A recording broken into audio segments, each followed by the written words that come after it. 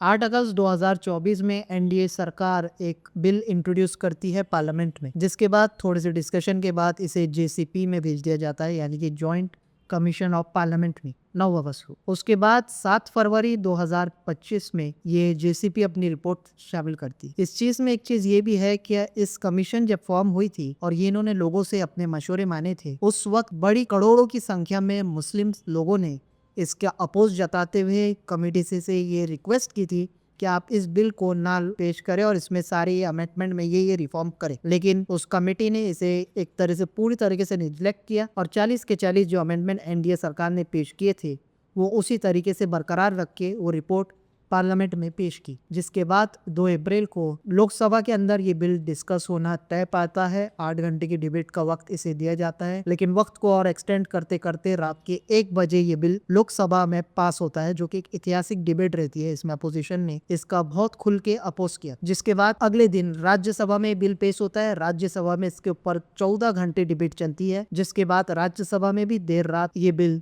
पास होता है। उसके बाद 5 अप्रैल में राष्ट्रपति इस अमेंडमेंट पे, इस बिल पे साइन कर देती है और इसे एक तरह से एक एक्ट बना देती है और हिंदुस्तान का नया कानून बना देती है। आइए इस वीडियो में हम जानते हैं कि वक्फ आखिर होता क्या है, इसके अंदर क्या पहले लीगल प्रोसेस हुआ करता था और इस बिल में अब की नवे बिल में क्या क्या चेंजेस हुए, और फिर हम जानेंगे कि इससे लेकर इतना विरोध क्यों है और इसके क्या की कंसर्न्स है। स्वागत है आपका सुफा न्यूज में। मेरा नाम है औरंगजेब हुसैन और आप देख रहे हैं सुफा न्यूज यूट्यूब चैनल। वक्फ एक अरबी वर्ड है जिसके तहत ये माना जाता है कि अगर कोई शख्स अपनी प्रॉपर्टी को ह्यूमैनिटेरियन बेनिफिट या रिलीजियस बेनिफिट के लिए देना चाहता है तो वो अपनी प्रॉपर्टी को वक्फ कर देता है। अब उस प्रॉपर्टी पे उसका कोई इख्तियार नहीं, ये एक अल्लाह की मिल्कियत बन चुकी है और इस प्रॉपर्टी को ना बेचा जा सकता है, ना खरीदा जा सकता है, ना ही इसे कोई प्राइवेट यूज कर सकता है।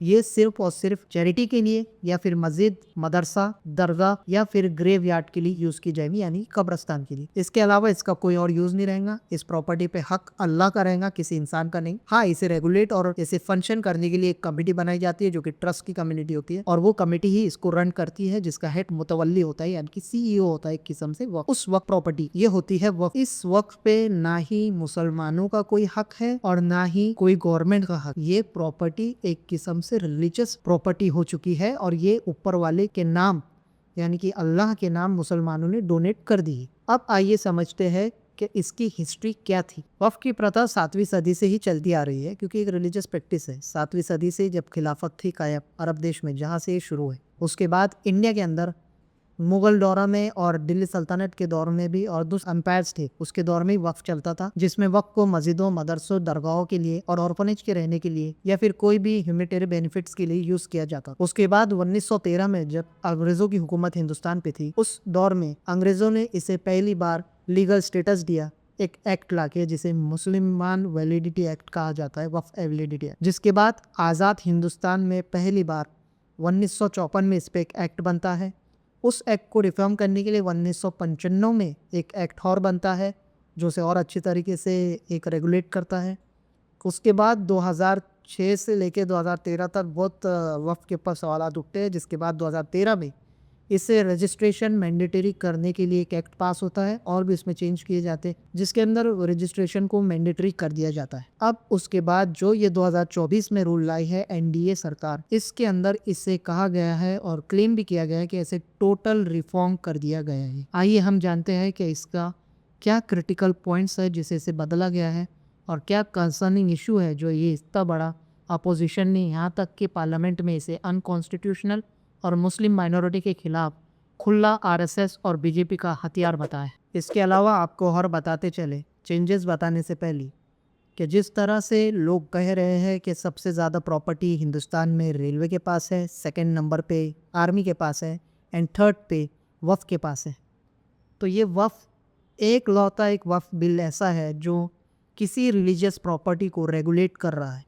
इसके अलावा जितनी भी रिलीजियस इंस्टीट्यूट है या रिलीजियस लोग हैं या उनकी प्रॉपर्टीज़ है, वो खुद के ट्रस्ट पे चलती है, उसका कोई रेगुलेशन संविधान में है ही नहीं। जिस तरह वक्फ की प्रॉपर्टी पूरे ऑल ओवर हिंदुस्तान में 8 लाख एकड़ से ज़्यादा है। अगर हम मंदिरों की प्रॉपर्टी की बात करें तो सिर्फ हिंदुस्तान के 4 स्टेट मिला के या 3 स्टेट मिला के 10 लाख एकड़ से भी ज़्यादा ज़मीन होती है, जो कि वक्फ से 2 लाख एकड़ ज़्यादा है, सिर्फ 4 स्टेट की।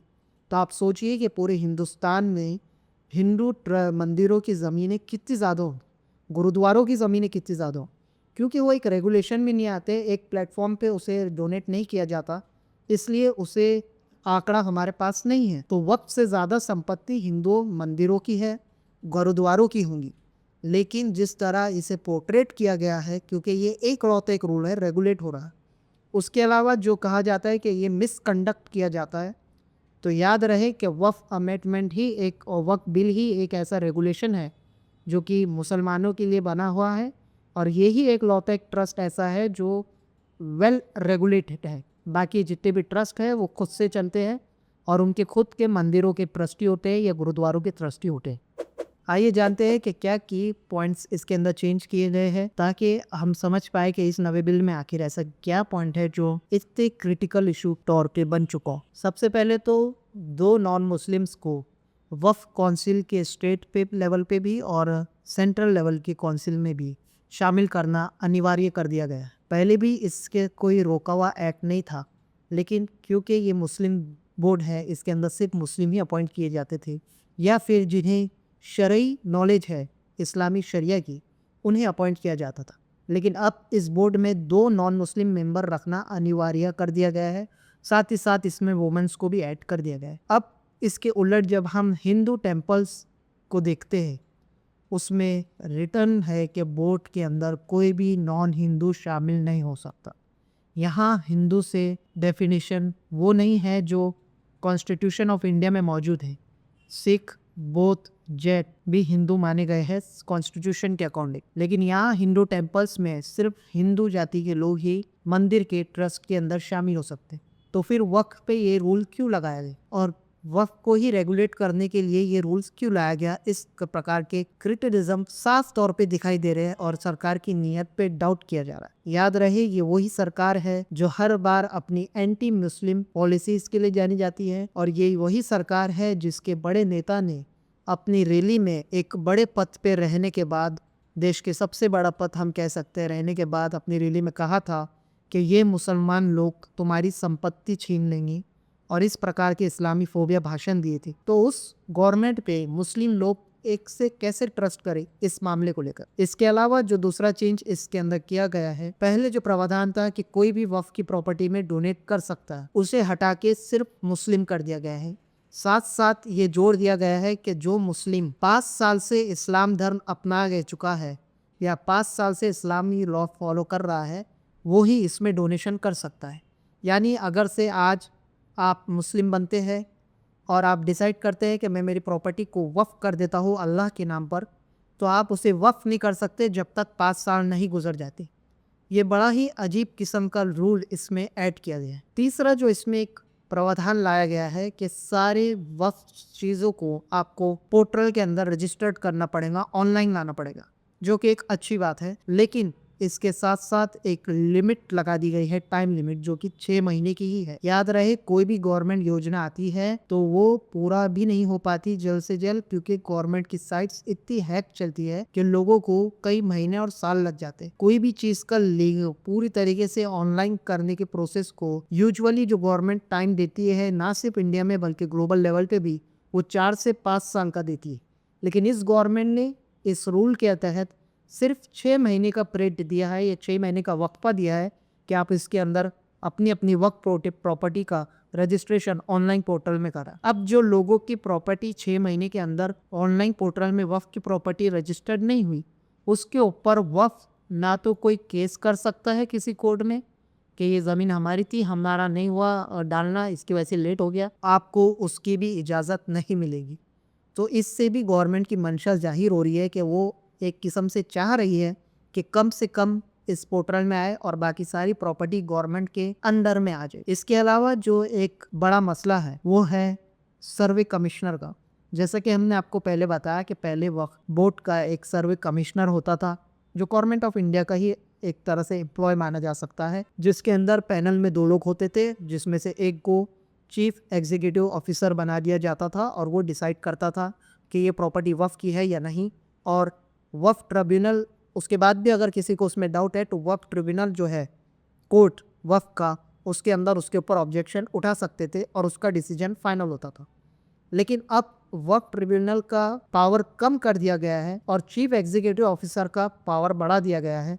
इसके अलावा चीफ एग्जीक्यूटिव ऑफिसर को डिस्ट्रिक्ट कलेक्टर को रख दिया गया है, यानी कि डिस्ट्रिक्ट कलेक्टर आपका चीफ एग्जीक्यूटिव ऑफिसर रहेगा। अगर वो किसी साइट को डिस्प्यूट मान देता है तो उसे लीगल टर्म्स में वक्फ को वापस लेने के लिए तक वो ज़मीन वक्फ की नहीं मानी जाएंगी, वो गवर्नमेंट प्रॉपर्टी में इंक्लूड होंगी या कोई और काम के लिए गवर्नमेंट उसे यूज़ करेगी। अगर वो प्रॉपर्टी वक्फ बोर्ड की है या नहीं ये गवर्नमेंट डिसाइड करेंगी, ना कि वक्फ ट्रिब्यूनल कोर्ट्स। इस तौर से ये जाहिर हो रहा है कि इसका मिसयूज कर सकती है गवर्नमेंट वक्फ की प्रॉपर्टी हड़पने के लिए। इसके अलावा जो वक्फ की ज़मीनों के मुतवल्ली होते हैं, पहले ये प्रावधान था कि वो सिर्फ मुस्लिम होने चाहिए, लेकिन अब आपकी वक्फ ज़मीनों के मुतवल्ली नॉन मुस्लिम भी रह सकते हैं, जिसे गवर्नमेंट अपॉइंट करेंगी, या फिर आप मिलके भी अगर किसी हिंदू को अपनी वक्फ प्रॉपर्टी का मेंबर बनाना चाहते हैं, मुतवल्ली बनाना चाहते हैं किस्म से चेयरपर्सन, उससे हिंदू भी हो सकता है या फिर क्रिश्चियन भी हो सकता है, उसे मुस्लिम होना ज़रूरी नहीं है। इसके अलावा भी कई चीज़ें इस बिल के अंदर है, जैसे कि पनिशमेंट्स बढ़ा दी गई है, कई घटा दी गई है, फाइन बढ़ा दिए गए, कई घटा दिया गया है, ताकि करप्शन को इस वक्फ की करप्शंस को ओवरसी कर सके। लेकिन यहाँ गौर करने की बात यह है कि जिस सरकार पे लगातार